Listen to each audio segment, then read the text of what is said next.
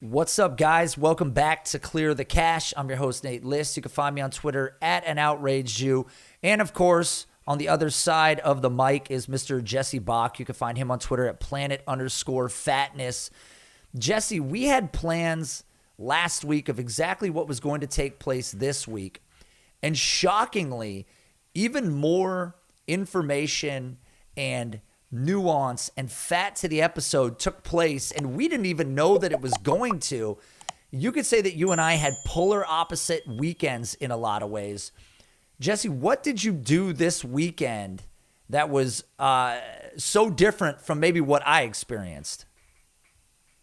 So I went to my first big regional show in quite a while. For since I was back in the hobby when I was a teenager. I went to the Philly show, which was located in King of Prussia, just outside of the city, which was yesterday, Saturday, June 12th. Um, and it was at first, I'm not gonna lie, it was kind of an overwhelming show just because of the sheer size and the amount of tables and the amount of crazy inventory that everyone had there. Nate, I'm not kidding. I saw a LeBron exquisite RPA. I saw some unbelievable, unobtainable cards at this show. There were a ton of auction houses. I was blown away at how many auction houses were trying to get people to consign with them. Um, it was a crazy show, and there were sellers that had so many crazy items that I'll probably never have in my life. So it was awesome to see some of that stuff there in person. Like I never thought I would see a LeBron exquisite RPA in right in front of me Right. ever. Um, but some of the stuff that was there, I mean, dealers are dealers for a reason. They it costs money to set up at like a pretty big regional show. So they're gonna have to make their money back pretty quickly in order for the trip for them to be worthwhile, because a lot of these dealers, they're not local to Philadelphia or even Pennsylvania. So I met dealers that came from Florida, Washington D.C., upstate New York. They kind of came from all over the place, all over the coast. So they needed to make their travel expenses and their seller expenses to set up at the show worthwhile. So some of the prices there, they try to sell cards for a little bit higher than eBay comps, even the cards that aren't super rare. So what I would try to do, Nate, I talked about this with you a little bit ago, but what I would try to do to try to gauge a seller's, I guess their price, how fair their pricing is, I would I would try to pinpoint a card. I would scan the whole table, their whole case, and I would ask their asking price on a card that I know the value of, that I've seen eBay sales within the last 5 to 7 days of. Um, and whatever number they gave me, that's how I would know how fair or maybe even how negotiable they are. And unfortunately, some of them, they were really asking for a little too much, above even what eBay comps are, and I found cards readily available. Buy it now on eBay for cheaper than what they were asking. So I mean, I see where they're coming from, like I said, in terms of, they have to make their money back relatively quickly. And of course, everybody at the show was looking to do some sort of a trade or just straight up sell or do a trade cash deal. They probably hear that so damn much that they just, to maybe make up for maybe funds lost that they would have taken, if they just sold the card outright, and they're getting a trade cash deal, whatever.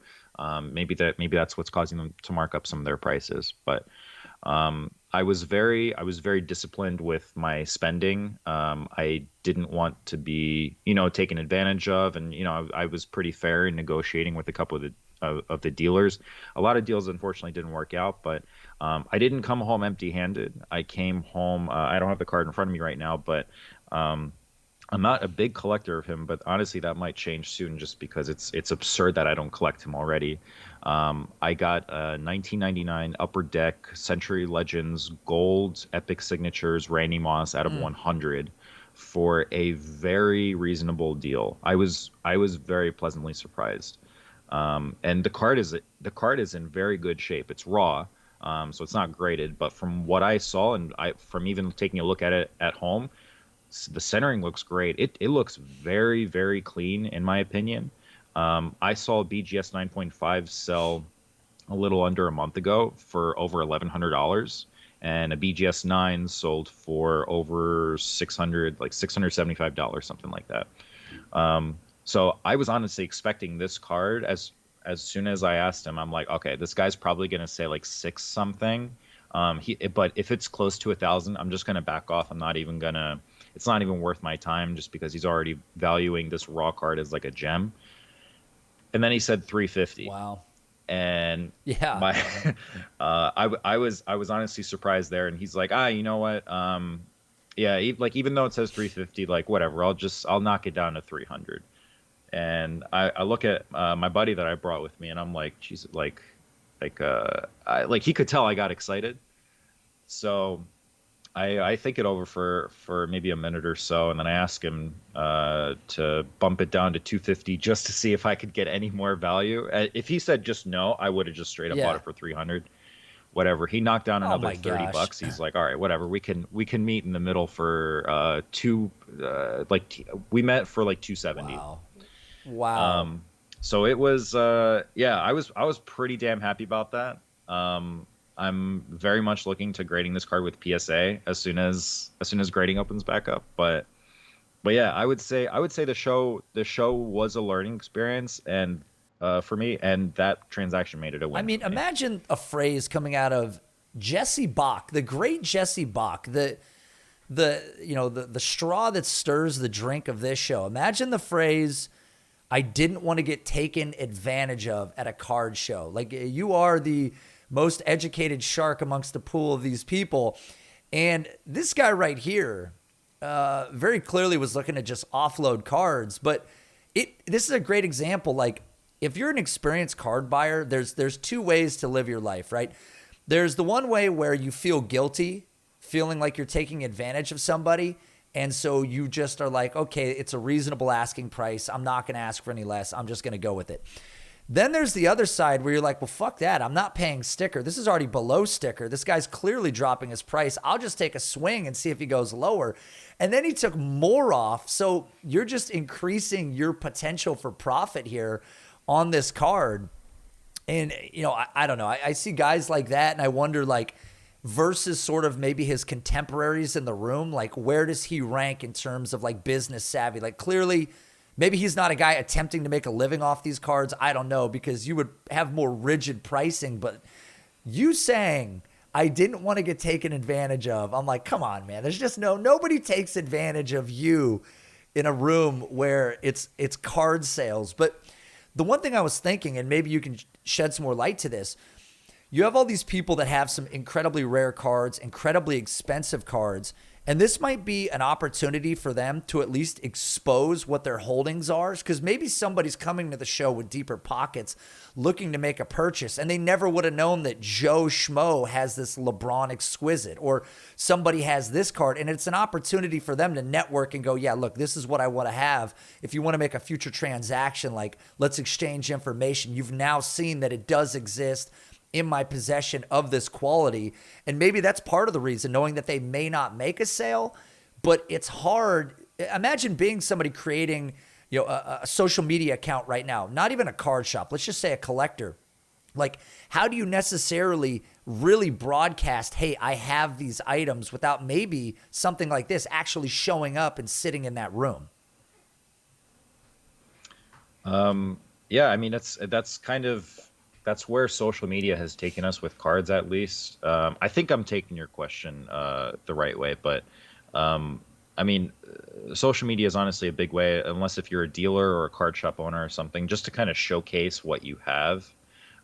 It's especially with like the pandemic going on. It's going to be it's very tough to actually show people in person now, or like even card buddies, kind of what you have, or even like what's available if you're looking to sell. But I think that's kind of what that's going to be a big help from card shows moving forward.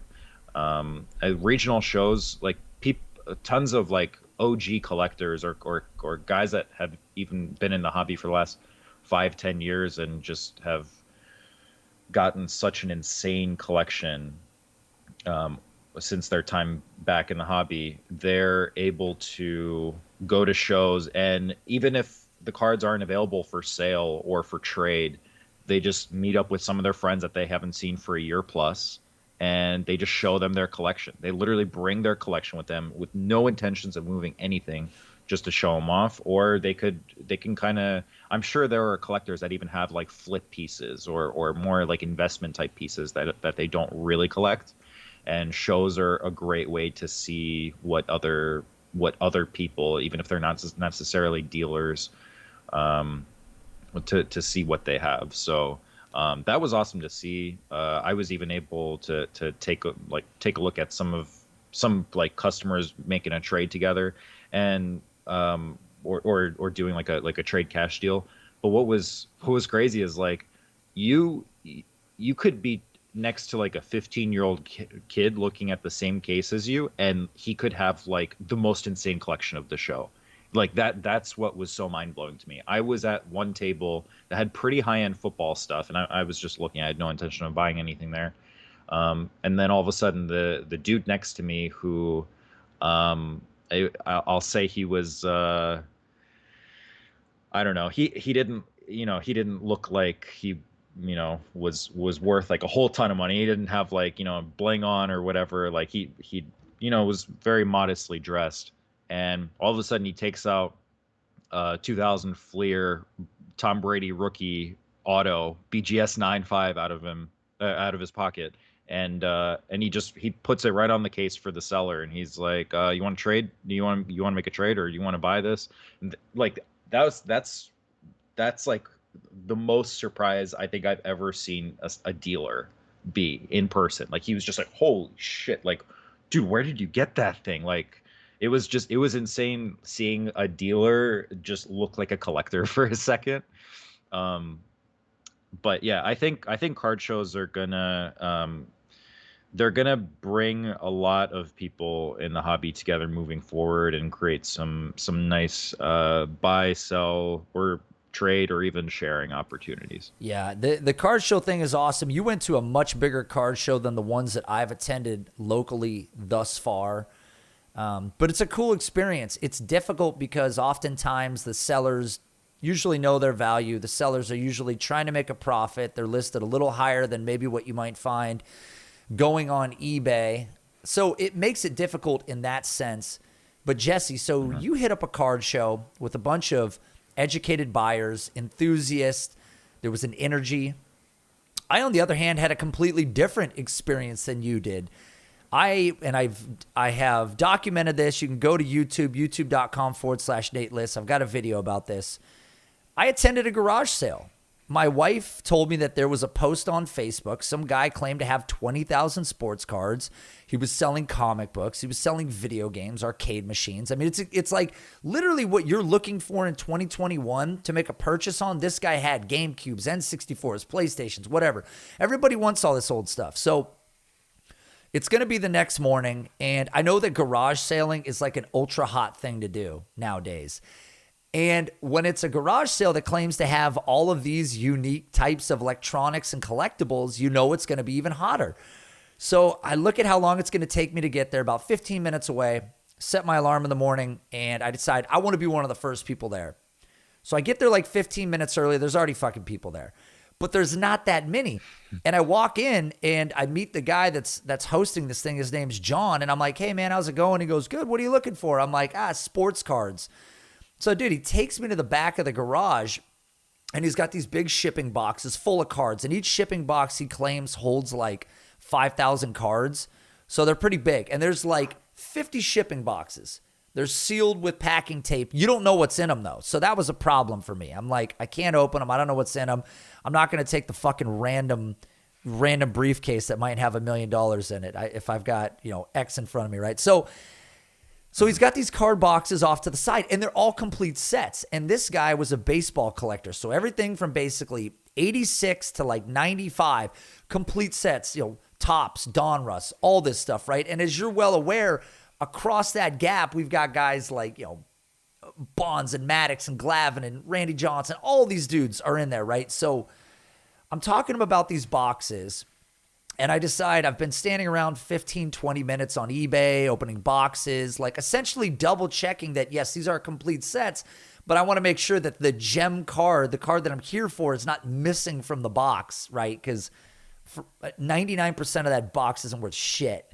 So I'm going through them and I'm verifying that they're all there. And it's been 15 or 20 minutes and still nobody's really shown up to this garage sale. It's like 8:30 in the morning. I'm like, nobody's here. To me, that's not that early. Okay. I don't think 8:30 in the morning is early, especially for something like this. But I'm going through these boxes and I start to get nervous. I'm like, oh, fuck. I'm like, what if somebody shows up right now and they're going to want to look at these boxes too? So I just make a sweeping claim. I go, sir, I don't want the shipping boxes because I don't know what's in them. And I go, shoot straight with me. I go, is there anything worth a damn in these boxes? He's like, they're mostly common cards. And as I think back now, I'm like, what the fuck is a common card to this guy? Like now I'm wondering if there was like some great stuff in these because he builds out sets and anything that was extra, he goes, I just stuff them in the box.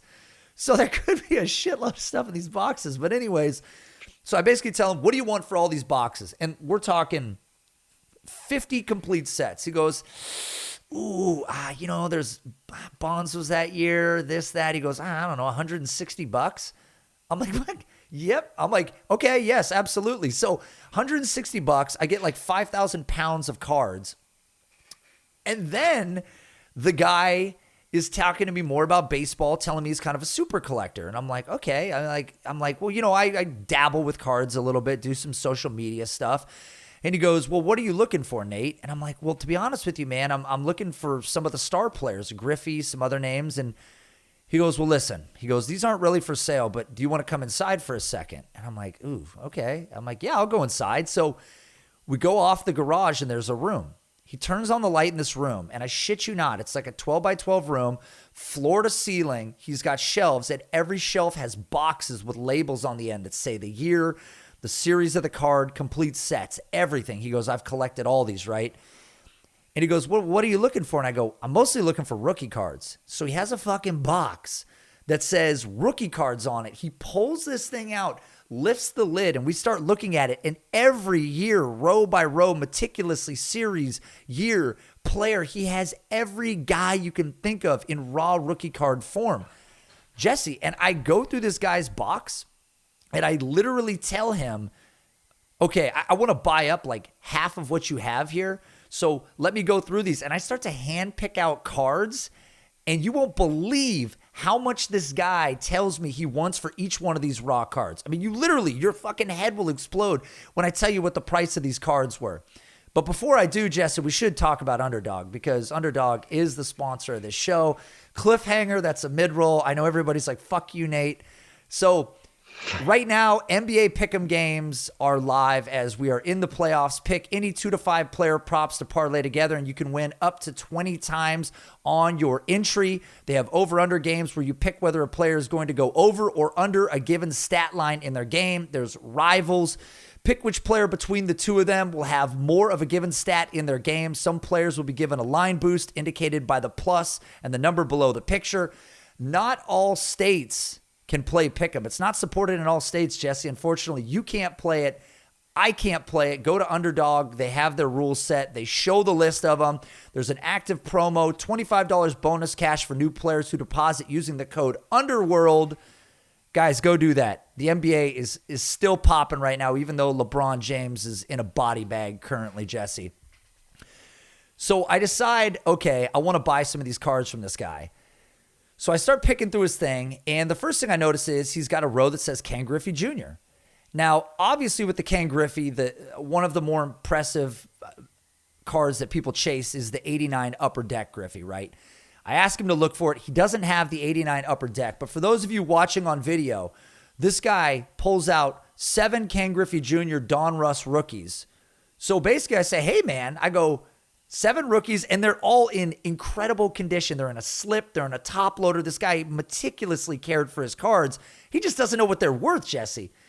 So if you had to guess what this guy charged me for 7 very nice raw Ken Griffey Jr. cards, how much do you think I paid for the 7 in total?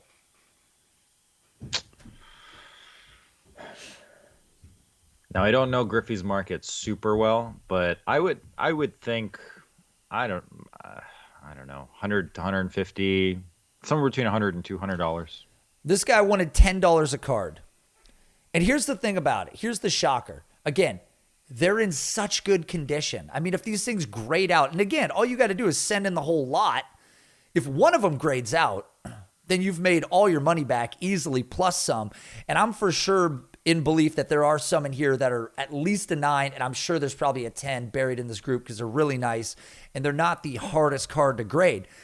But then we keep going deeper, and I'm looking at these cards. I go, oh, shit, you got Barry Bonds. I'm like, well, how much do you want for these Barry Bonds? And this guy's in the middle of a garage sale, right? So suddenly we're looking stuff up. He's looking on eBay, and he's being very cool about stuff. He's not like looking at graded prices. He's like, well, these are raw, so let's look at raw prices.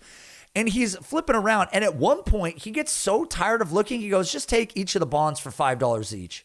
So I end up with 3 Barry Bonds Donruss cards for $5 a piece. And again, dude, the corners look great. The surface looks great. I mean, these are good-looking cards. $5 a card, you know it's a fucking win, Jesse. But then we get to the player we really want to talk about, right? There's one player that hasn't been named right now that is one of the most popular players amongst all MLB guys that have played in the last 30 years, and that's Derek Jeter, right? Yeah, so Derek Jeter is actually extremely relevant right now because we unfortunately haven't had the time or opportunity to mention this on any of our last couple of shows, but he's got a documentary that's set to be released at some point in 2022. The doc was announced on May 18th. I was trying to pick out a play to see if maybe there might be some value right now with any of his cards, but although they are down from what their all-time highs were, from anywhere between, highs of his cards were established between February and April. Although they're down probably at least 50% for a majority of his more common cards right now, they're still not quite finished bottoming out. There was, interestingly enough, there was a week to 10-day price spike after May 18th, just given the announcement of him getting a documentary next year. So there was like a bit of a sell window, but it seems like the prices are just dipping back down to where they were around May 17th, May 18th. They might still dip a little bit more, so I might hold off on buying too many Jeter rookies right now. But once you see them bottom out and kind of stabilize in price for maybe a solid 2, 3, 4 weeks, and they're just, they're staying in the same range, the same like $50 or so range, that's probably when I'd be looking to buy some of this stuff, because we've already seen this with the Tiger Woods documentary and with the crazy price spike that we saw up until like a couple days before the doc was released on HBO. I think we're going to see the same thing with Jeter inevitably. But Nate, it sounds like, you kicked it to me to talk about why maybe Jeter might be relevant right now, but it sounds like you might have a story involving Derek Jeter as well. That's a good point. I forgot about the story. We had talked about this last week. So my dad, when we were kids, my dad obviously funded my card collecting habit, right? We didn't have money as kids. So my dad would spend hundreds of dollars a month, and then my mom would yell at him at the first of every month about the hundreds of dollars that he had spent the month prior. And this was a reoccurring theme of our family lifestyle. And so I was going back through my cards because I finally moved into my new place. I was opening up boxes of cards, trying to realize what the hell it was that we actually had, because I haven't looked in a long time. And you and I started talking about basically the holy grail card for Derek Jeter in many cases is this 93 Jeter SP rookie, this Upper Deck SP. It's a super nice card. But there's an issue, right, Jesse? It's very, very hard to get a 10, and there's very few 10s in existence. It's very, very, very tough to get a good grade on. Even a 9. Even a 9 is tough to get on this card. Even the 9 pop is pretty low. The 10 pop is stupid low. So we're talking about, I don't have the number off the top of my head, but we're talking around 10,000. No, way more than that. Well over 10,000 of these cards graded in total. So the total PSA pop count, if you include BGS, I don't even know that number, but it just gets stupid high.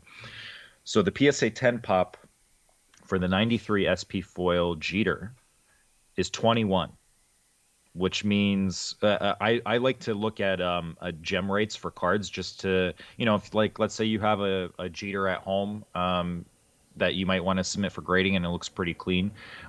So the gem rate, I've mentioned this on a show before, it's the PSA 10 pop of a card divided by the total PSA pop of the card, for every single copy that PSA has ever graded of this card. So if you look at the gem rate for this card, it is, I'm not kidding, it's like 0.1%.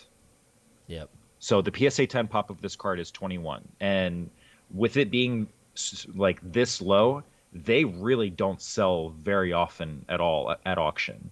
And when they are available, they're available maybe twice a year, if that.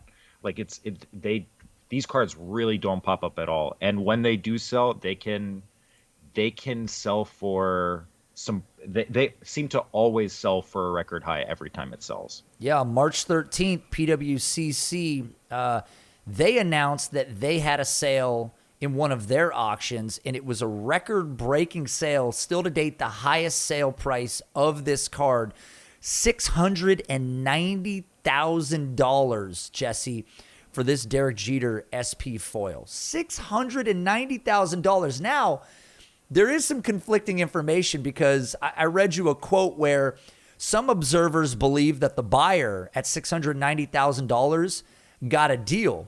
But then you've got PSA's sports market report guide list saying that this card in PSA 10 quality is valued at $160,000. So where should it be? Where's the middle on this? It's probably somewhere in the middle. I don't think the guy got a crazy deal on it, like a crazy good deal, I mean. So I don't think it was a value. But I would be interested in one database company that does a really good job on predicting prices of lower pop cards is Card Ladder. We've mentioned them a couple times on this show before. They have a relatively simple algorithm of maybe they compare whatever low pop card you're talking about, or whatever the low pop card in interest, and they compare that to a maybe more transacted version of that card or another far more transacted card for that player. And they kind of establish a ratio between the last time that low pop card sold to the sale price of that other card in comparison on that same day or around that same time, to kind of establish a somewhat of a ratio between the two cards. So I would like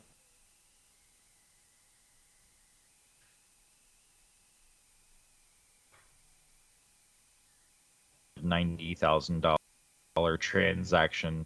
I'm sure it definitely broke Card Ladder's predicted price.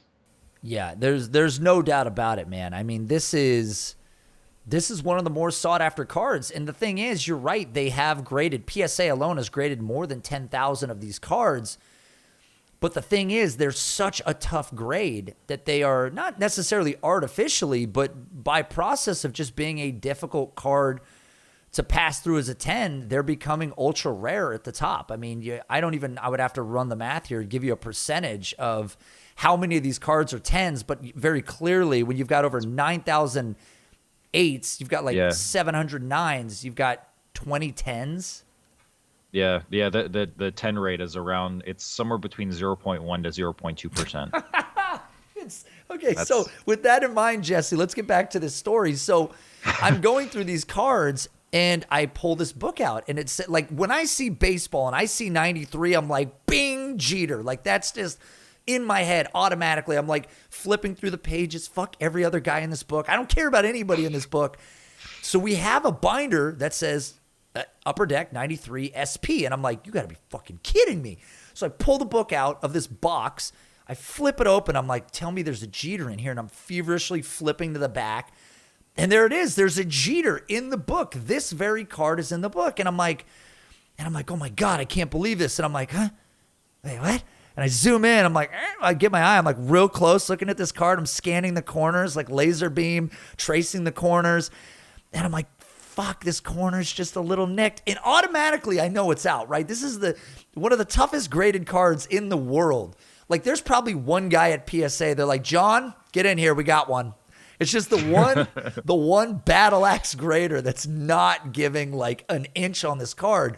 So I know automatically that I'm just like majorly fucked on this card. So it looks really good. The surface looks great, but there's concerns. I don't think it's a 10 based on the ratio that Jesse has just displayed for you. It's very clearly probably not a 10. So, but I go downstairs to my dad. I'm like, Dad, I go, he's hanging out over at the house. I go, check this thing out. I go, this card, this is one of the rarest Derek Jeter cards like that you can get your hands on. I go, I can't believe that you collected this set. And he goes, huh? He goes, is that the only one that you found? And I go, well, yeah. What do you mean is that the only one that I found? And he goes, well, back in the day when I would put together sets, I put together one for you and one for your brother. And I'm like, yeah. And I run. I'm like, I run back up the stairs. I'm just like tearing open boxes. I'm like, I don't care about any of these other things. And boom, there it is. There's another SP book. I'm like, oh my God. I'm like, there's 2 books. I'm like, we got 2 tickets to the lottery. So I flip through the book. I'm like, fuck every other guy in this book. And I'm looking, I'm like, scan. I'm like, God damn it. There's a little tiny corner issue on this one. I'm like, so 2, we have 2. Most people don't have any. We have 2. And both of them have just the most, I'm like, fuck. Because this one was better than the first one, but still to me, probably not a 10. So fast forward to yesterday. So I'm at the back of this room. I'm chatting with this guy, and he takes me to his back room, and he opens this box of rookies, and I get to the tab that says Derek Jeter. And Jesse, there are a multitude of different Derek Jeters out there. Some are still very valuable, but they're not SP foil valuable. So I'm looking at some of these Upper Deck base top prospect ones, and here's 2 that I'm showing you in the camera right now. These are both in really, really good condition. I asked the guy how much he wanted. He's like, yeah, $5. So $5 again. Like, okay, already this he's just hemorrhaging money at this point, and I'm not coursing. He's over eBay comps. He doesn't even, dude. He deleted the eBay app like 10 minutes before. At this point, he's like looking over my shoulder at a guy that's looking at an arcade machine. He's like, yeah, whatever, man. $5 for that one, and then I'm like, well, hey, what about these Topps Derek Jeters, right? These are here's 2 that I'm holding up in the picture. This is a very well-known Derek Jeter card. I mean, a lot of people that know Derek Jeter rookies have seen this one. I'm holding 2 right here. Now, the centering is a bit of an issue, and I bet if we go look at pop count on these cards, I bet centering has been a problem with these cards for a while. But nonetheless, anything from the 90s. He's like, yeah, those 2 Derek Jeters. He's like, he's looking over me at his whatever his like big buck hunter arcade machine. He's like, yeah, man, $5 for those also. And then I get to the SP foil. I'm like, holy shit, this guy's got an SP foil right here. Beautiful card, right? I could have 3 in my possession. And very clearly, based on you watching the video right now, I do have 3 in my possession. And this one's nicer than the other 2. And I go, what about this Derek Jeter SP foil? And all of a sudden he's like, huh? He looks down. He's realizing that there's an SP in there. And I'm like, wait a minute. This guy doesn't know shit about any other card in this binder or in this box, but the SP foil is the one that triggers him. And all of a sudden, eBay app gets opened again. I'm like, oh, here we go. Here we go. Obviously, this guy woke up. So I am not influencing what he wants me to pay. I am not course correcting what he's asking me to pay. Listen, I am letting him, it's like a dynasty trade. If you're going to sell me Justin Jefferson for Denzel Mims in a future first, I will buy it. And I won't tell you that you made a big ass mistake. So the guy goes, He's looking for comps. He's scrolling past graded 10s, which are in 9s and stuff, right? So he knows that this card is hundreds of thousands of dollars potentially. And he's like, I don't know, man. If you just do $80, I think we're good. And I'm like, $80? This card looks nicer than my other two? That seems fair, right? I mean, if it's a 7, it's still worth more than that. So I'm like, deal, man. Look, $80. So I end up with 7 Griffeys, 3 Bonds, 5 Jeters for roughly $120 or so. And then I get all these other boxes for about $160. So, dude, just clean house on these cards, Jesse. And I mean, honestly, from what you've told me, Nate, about how the condition of that card looks right now, it very may well have a chance at a 9. I think it could be. And if you're looking at a 9, you're looking at tens of thousands of dollars right there. Dude, that PSA 9, Jesse, again, we can use the market movers information. Those 9s on average are selling for right about $15,000 with a low of $10,000. Even an 8 has a low of $500 with a ceiling of $29,000. So this one to me looks a lot like a 9. I mean, it is in great condition. And if it comes back a 9 and I bought it for $80 and I sell for $15,000 in the future, I mean, that is just like, that's like the biggest, what a win. I mean, for that to even happen. But here's the real kicker, right? Well, what about the rest of the box full of rookies, Nate? You didn't buy up the rest of the box? So I go home. I'm like shaking with like excitement and exhilaration. And I've had too much coffee. And I'm like, what do I do? What do I do? I go, I got to go on YouTube. I got to go live on this thing and talk to the people about what happened. So I go live and there's people in the chat. They're like, well, you didn't buy the rest of the cards? Why did you leave? What are you doing? And I'm like thinking back to the Pedro Martinez, David Ortiz, Morberry Bonds, Ichiro rookies. And I'm like, why did I leave? I had the golden goose, right? This guy was just like turning straw into gold in front of me and I left. So like an hour after my stream, which is multiple hours later, I call this guy. Oh, this is funny too. The rookie box, I said, hey, do me a favor. I go, will you go put that back in the back room? Like, because he was just going out to look at the arcade machines and he left it out. I'm like, dude, I don't want these to sell like before we can talk again because he's going to do another sale in the future. So anyways, I call the guy later because we exchanged numbers, information, and I go, listen, man, I want to make you an offer on the entirety of that rookie box. Like, I'll pay you X amount of dollars, whatever you want to do. You give me a price, but I want to buy everything that's left in that box because even these David Ortiz rookies are pushing $1,000. These other Bonds rookies in there are well over multiple thousands of dollars. Like, Jesse, what scenario is there in existence where you would stumble upon a guy who cares about baseball this much, meticulously stored these cards? They're in raw condition, so you're not paying some identifiable price, and he doesn't know what they're worth. Like, when does this happen? Not often. Nate, you're kind of encouraging me and getting me more excited to go to garage sales, especially garage sales that have cards than even card shows themselves. I mean, I had people in the chat, they go, do you normally go to garage sales? I go, no. I go, garage sales are typically a shit show. Like, typically it's like crappy quality cards. I guess the real way to check is like, I looked at the photos that he used as advertisement and everything was like stored nice and neat in order. You're like, okay, maybe that says something about this guy, but you never know. It could have been a total shit show. But this is one of the luckiest scenarios ever. But I do have contact information with this guy, so I plan to do a little more business with him in the future because for God's sakes, like everybody's on eBay trying to buy these cards and this guy's just giving them away for free basically, Jesse. $5 a card. Jesus. But yeah, because somebody was trying to buy the big buck hunter system and he's like, yeah, whatever, man. He's like, just take those cards. I don't even. Yeah, he's like looking over me. Like I'm holding Derek Jeter rookies and he's more worried about, like whatever like Nintendo 64, lime green controller somebody wants to buy. He's like, oh, hold on. I got to go deal with this guy. No, but he was a very cool guy. It was a great experience. Again, it was polar opposite from your experience because I was dealing with a guy who was inexperienced, not looking to get maximum profit out of their cards or just break even, where you were dealing with a very educated, rigid, sellers that know what they have, that realize that if you're not the buyer, there's a buyer in the future.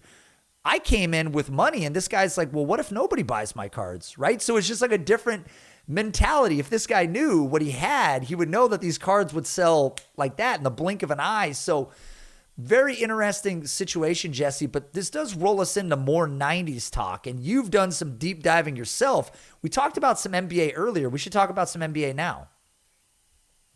So I wanted to. I was a little disappointed that I wasn't able to leave you guys with a Jeter play. So with this week's episode being more of a '90s themed episode, I figured I wanted to take a look at some prices of superstars from the '90s or early, and maybe guys that have since the crazy peaks and highs of eBay auctions and whatever auctions in February through maybe early May. I wanted to take a look at some guys who maybe have dipped like 50% plus since then. And the one play that I saw that was like, guys, I'm talking like this card is down 80% from what its peak was back in, I want to say like February or something. Yeah, February 6th. So I was always a big Shaq fan as a kid. Unfortunately, I don't collect him. That's honestly probably going to be a mistake at some point. So I might want to make that change now that his prices are far down than what they were a couple months ago. So I already like Shaq. You guys know my obsession with gold already. If you don't follow me on Twitter at planet_fatness or Instagram at flippity_flip_cards. So I wanted to, nice little shameless plug there. I wanted to take a look at the 1992 Topps Gold Shaq PSA 10 rookie. This card has a relatively low PSA 10 pop at 502. Compared to the total graded population for PSA for this card, it's approaching 3,500. So you're talking 500 out of 3,500 graded cards are PSA 10s. So you're talking about a gem rate that's under 15%, which is very low for 90s cards. You should see some other baseball cards and how many tens of thousands of PSA 10s that there are in existence for 80s and 90s baseball cards. And meanwhile, there's only 502 Shaq PSA 10s. The peak price of this card, it sold via auction on eBay in early February, for $10,820. That sale, I got that sales data from Card Ladder's database. This card last sold, what's now 4 days ago on June 9th, for just over $2,100, compared to $10,820 as a February peak. It's down over 80% right now at this point. And I just wanted to at least have some sort of a realistic range for, maybe if anyone, I'm trying to go after some of these cards right now since they're available on eBay, but just in case if you guys wanted to even look at flipping a card like this, even if you don't want to hold it long term. I think, in terms of my experience when I flipped cards last year, much more frequently than I do now, I wanted to at least, get close to doubling my money. So if we're talking about a conservative price range of $2,000 for a PSA 10 right now of that card, maybe around $4,000 would be a decent goal if you'd be looking to flip in like the short to intermediate term. So I wanted to look at the number of sales on eBay that occurred between January and March that occurred at or above $4,000, and there were 29 such sales that ended over $4,000. So those are pretty much anybody who was holding that card was able to profit pretty handsomely. Like, it's not like, oh, you just had this, all of these sales were going around 3K, and then you get this insane blimp of $11,000, and then they go right back down to 3K. No, this card was selling regularly for over $4,000 as a realistic price point. So I think right now is honestly not the worst time to buy a Shaq. I've been kind of sitting on this for a couple weeks. I haven't picked one up yet. I was more curious just to see if any that popped up via auction, if any of them dipped below 2,000, And if they dipped below 2,000, I would have been all over them, no matter how many dipped. Unfortunately, none of them have dipped below 2,000. So we might even see a bottoming out point right now, which is kind of a time when I might be looking to buy a card like that. So it's just something that's been on my watch list, and I'm seeing a couple more auctions of that card pop up, and they're not dipping below $2,000. So if you guys have the capital for it, if you guys are Shaq fans, if you guys are Gold fans, it might be a card worth looking at. I was a huge Shaq fan growing up. We've talked about it. I have a whole book of Shaq cards. I went back and looked. I unfortunately don't have the gold. I've got the base of this card, and the base of that card I think is what peaked around 3,000, 4,000. 1775, little under two.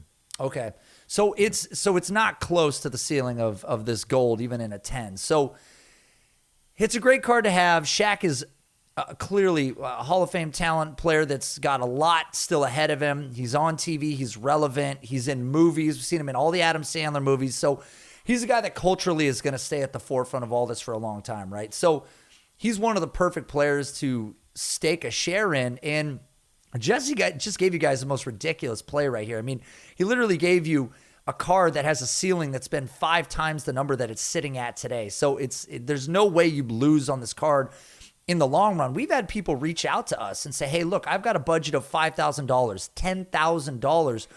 What should I invest my money in long term that I'm going to make a profit on? And these are the exact type of cards and type of calls that will help you get there, and we hope to help you make more of in the future. Hint, hint, that might be a little secret drop there. But this is a great play by Jesse. You guys should really look into this. Shaq is a player you will not lose money on. That's not happening. We're at a floor now, and it's not happening, Jesse. Let's get to a couple patron questions before we get out of here. Guys, if you ever have a question for the show or you want more card content, like the Auction Hunter Friday stuff that Ethan has been putting together. These are sick articles, detailed, hand-guided tour through one player a week, different tiers. If you want to get your hands on cards, he shows you how to get there and make money to make more money in the future on cheaper prices. Patreon.com/I'm outraged. Let's start with Lane. Man, Lane is one of my favorite people in this world. We do talk on the side a little bit. One of the best guys. Salt to the earth, they would say. Salt to the earth. He goes, if you could both pick one Holy Grail card for your collection, whether you already own it or you would like to own it in the future, what would it be? And Jesse, I think you and I might have the same card. What's yours? It's not quite. All right, so the card that you're gonna think of is probably number 2 for me. Number 1, I came back into cards primarily. I was trying to hold LeBron long term, and I still am in that boat, and I still collect LeBron. So probably number 1 Holy Grail for me would be the 2003 Topps Finest Gold X-Fractor 1 of 1. I know I'm never gonna get that card. If you guys wanna know who owns it, you can follow him on Instagram at I believe his handle is at Bob M Track. If you guys want, if especially if there are any LeBron collectors out there, your jaw is just going to drop seeing his collection. He has the best LeBron James collection in the world. It's not even close. He has that card.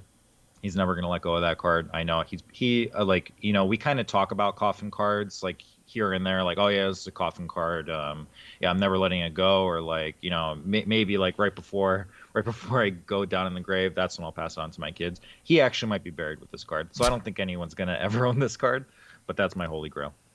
Yeah. So I think that, anything that's 1 of 1 takes it to a whole nother realm. I mean, realistically, your Grail card should kind of be like a 1 of 1 in a lot of ways, because it would be nice to own something that nobody else owns. But at the same time, when the price starts to get to this level where few people in the world can really even play in this game, it also makes it an exciting card to own. And the one that I was going to talk about, which is your number 2, is the 2003 exquisite LeBron James rookie patch auto of 99. Jesse, you just saw one, didn't you? Yeah, I saw 1 or 2 at the show. I think the other one, it might have not been at a 99. It might have been like another not not parallel, but another type of exquisite from '03. But yeah, I saw one at the show, and I just I brought my one buddy who's really not into cards, but I just kind of wanted to, he wasn't doing anything, and I just kind of wanted to see his reaction at seeing some of these cards go for tens of thousands of dollars, and him calling us crazies for putting up that type of money. But he saw my reaction when I saw that card. Like, I had to take a picture just because it was that surreal to see that type of card in person. I'm probably never even gonna have the chance to hold it, but I feel lucky enough that I was even able to see a copy. Yeah, and this is, correct me if I'm wrong, but this is the same card that through PWCC sold for, what, $5.2 million a month ago or two? Isn't that correct? Yeah, I remember we mentioned it on a previous show. It was a record-breaking sale. I believe it was a BGS 9. Oh, yeah. Yep. Mm-hmm. And that one might have been, that one's actually that one was a lower serial too. That was of 23. So so in the serials of these ones, that one was of 23. The one that I was talking about originally is of 99. There's different prices of these. This one is way more expensive, even more rare. So there's a multitude of these out there, Jesse, but the one that you saw is probably of 20.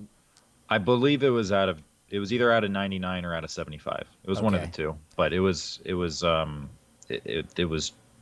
just incredible to see that. Yeah, these cards go for prices that are so far beyond what I would be capable of spending. Again, if I had the money, I would do it, because we're probably going to see these cards continue to go up from here over time, even though in people's eyes, you're like, well, how did these go up from being hundreds of thousands of dollars or millions of dollars already? Well, they weren't that much when they started. That's how it happens. Yep.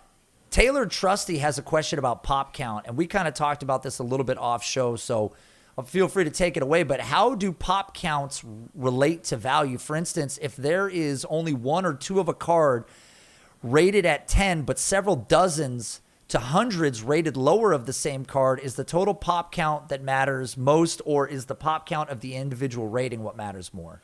Definitely the pop count of, like, basically the single grade pop count matters as opposed to the total pop count. Some cards that come to mind for me in a case like this is something like the OPC PSA 10 Gretzky rookie. Only two of them exist. Mm-hmm. And whenever that card's sold in recent years, it sells for millions of dollars. And even to an extent, the Jeter SP foil is kind of in that case, just because you're talking about thousands of PSA 8s and 7s and only 21 10s. So nobody really wants a card that has a total PSA population count of like 20,000 or 10,000 or something. But if the PSA 10 count, like if there's only 20 PSA 10s, yeah, people are going to want that PSA 10. So definitely the single grade matters as opposed to the total PSA population count. Yeah, and I think we talked about this. With cards from the 90s, many of the cards that were produced right out of the factory were probably never going to be a 10, just purely based on centering and issues like that. So when you see a massive discrepancy between the amount of 10s available and anything else, sometimes it could just be a production issue right off the bat. I mean, outside of somebody grading it heavily, because we know people take care of their cards. So sometimes it's not necessarily condition. It's actually just the way it was manufactured, which makes it more difficult. There was a question from Dave Steffi that was tacked on here. He basically says, I have a follow-up on the pop count thing. With PSA opening up back soon, which cards or sets or players will have big increases in pop counts in the short term? Jesse, we've been in this hot market for so long. Do you think that we've seen what we're going to see from 90s type cards already? Like the submissions have been sent in, but maybe newer, the most ultra modern cards right now might be getting submitted once things open back up? I think right now we're gonna all right. So let's say today's June 30th. Tomorrow PSA opens back up on time, July 1st. I think once they have their pop counts updated and they ship all of the graded cards back to us, we're going to see a lot of cards from 2017 on. I think it's going to be majority 2017 on that we're going to see pretty substantial increases in the pop counts. I think in the 90s, it's tougher to like. I'm sure there are plenty of people that submitted cards from their mom's basement or something that they just recently found during the pandemic. It's going to be tougher for those cards to gem, just because of how old they are. So I don't think we're gonna necessarily need to worry about the PSA 10 pop counts of older cards. Well, I'm sure they'll go up. There will be, like cards like just like in your scenario where the owner took really good care of them, or just as soon as they opened it from a pack or a box, they sleeved it up and that's it. Like they just never took them back out until now. So in those circumstances, yes, the PSA 10 pop counts will go up in the slightly older cards, but Modern was on such a damn high last year and going into this year that's going to be that's essentially what people were looking to grade the most, just because we were seeing Modern price, especially like ultra modern prices like 2016, 2017 on, just going like you could buy a PSA 10 version of Prism X or whatever 1 month and then it triples by 3 months later or something. So and PSA they've had a lot of those types of cards in their backlog for just about a year or maybe over a year. So I think we're gonna see modern pop counts, especially for Prism, probably Prism, somewhat Select, and Optic as well. We're gonna see all three of those pop counts go up from 2017 on once PSA clears the backlog. So Dave has another question here. He says, I opened up some 2021 Panini Legacy and Contenders boxes. He basically says that he has second-round rookies, first-round rookies. He goes, is it worth grading the first-round guys and maybe not the second-round guys? Or is it only worth grading their rarer stuff? I mean, this seems pretty straightforward, Jesse, but I would say if they're a guy that has any upside, if it's a quarterback and it looks like it's in good condition, it would be worth grading. If it's a player that we know at this point has a ton of upside in the league, it's worth grading. But we know in fantasy football there are hits in all different rounds. So how do you play this one? Panini Legacy, believe it or not, is kind of a lower end product, just because it's one of the first sets that's released from Panini for the new NFL season. So it doesn't hold a ton of value. If anything, at the show, I actually saw Panini Legacy stuff pop up, just because that's what people are familiar with now. Like people bought and ripped score boxes. Now people are doing the same with Legacy. So their value is very short-lived. I honestly would probably stay away from grading them, and try to profit as much as you can right now. Like I'm seeing, I don't know if you pulled any autos from there, but I'm seeing Trevor Lawrence score autos go for a good amount of money right now. Nate, you might have even showed me one within the last week or so. I can't remember if it was graded, but it went for like $1,000. So for a sticker auto. So these cards are hot right now. You'll see the peak all-time prices for those types of cards and sets right now, like right before more modern sets or the more relevant sets start to be released as the season's going on. So if I were you, I would probably just try to, it's whatever you're comfortable doing, whether you want to auction them off and you're okay with just getting whatever for them and try to recoup your money for the box. Or whatever you want to do, or just list them as buy it now. And I'm sure there's going to be people that are interested just because that's the set that's available for NFL. So I'd probably stay away from grading them personally, but that's just me. So we got a question here from Hartfo Che, one of the best names amongst the group. He says, if I've got a card that I want to get signed by a person at a game, an athlete at a meet and greet or something like that, how does that affect the value? And do I need to send it to a grading company to verify the signature? Or if I have a decent card, don't do that, like a PSA rookie of Lamar Jackson. Obviously, that would be a card that's already slabbed. Right, that's a little tougher. Yeah, so if somebody gets one signed at a meet and greet, we know that you can submit them to PSA and they will authenticate that signature. But getting any card graded, that helps the value, right? or any card signed would help the value, right? Um, I at first, if I got this question last year, I'd say no, don't do it, just because I saw if if anything, like last year, I saw cards signed at like events or something, and then after the fact that they were signed, they were graded. Even if the card got a 10 and the auto was authentic, I would see them sell for the same price as just like that same base card. So I've seen that slightly change more recently, where some cards that were signed at like auto that were signed by the athlete at just like a whatever signing they were at. I've been seeing those cards sell for a little bit more. So I mean, there is a play there. I think there is some money to be made there if you want, especially if the player doesn't sign super often. That might be a play. But your upside, I think you could, depending on the card, you can add some value to it.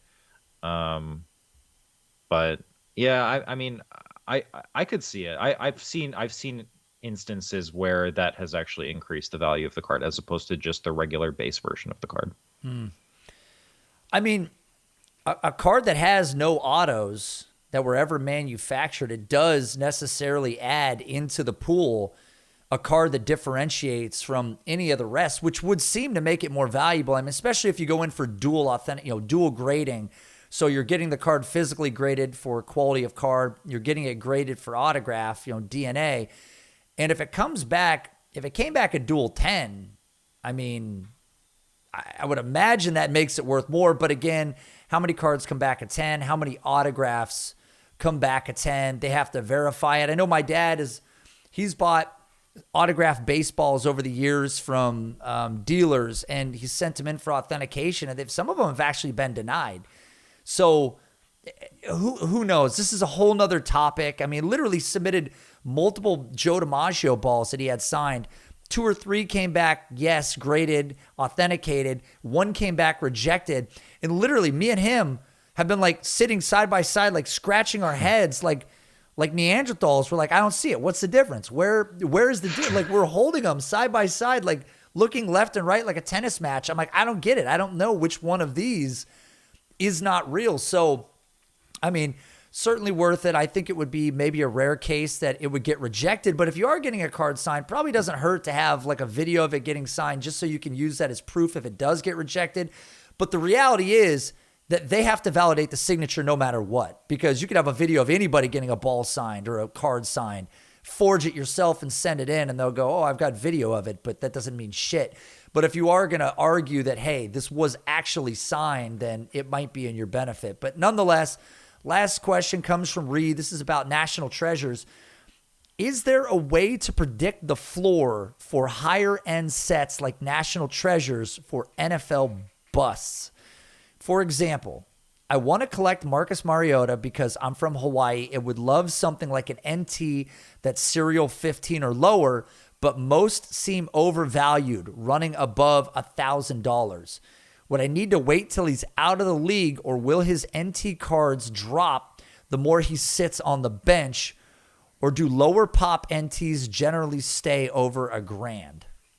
Not necessarily. For the last part of that question, the quarterback market's different than skill position players, but I've seen PSA 10 National Treasures RPAs for skill position players go for well less than $1,000, and I'm talking, guys on kind of on the scale of like an Allen Robinson. So very, very relevant in today's football and fantasy football terms. With Mariota, that's tough. I would I would obviously hold off if you're talking an NT RPA is whatever, it's out of 15 or out of 10 or whatever, and it's still up on eBay for $1,000. It's honestly probably just a matter of time before one becomes available for auction. Like people need money, and they'll even if they're a collector at heart, even if the seller is a collector at heart, but they don't want to let go of some of their like higher end stuff, but maybe the lower end stuff they'll just kind of let an auction on eBay take its course, and whatever it sells at's whatever it sells at. Yeah, I'd be a little bit patient. Just kind of, save it on your watch list. Um, the card will probably continue to dip as his career goes on, unless if he has like a Ryan Tannehill level resurgence. But which I don't know. I don't know how possible that is truly for him. And I used to be one of the biggest Mariota fans out there. Um, so yeah, just be patient, and it'll probably dip before he goes out of the league. So if that gives you any comfort. Well, there you go, Jesse. We've run down all the questions. We hit up 90s topics. You guys follow Jesse on Twitter at planet_fatness. Follow him on Instagram at flippity_flipcards. Guys, we'll be back next week with some other very, spicy topics that Jesse and I have been going back and forth on. And inevitably, one of them will blow your mind. So we'll see you guys next week on Clear the Cash.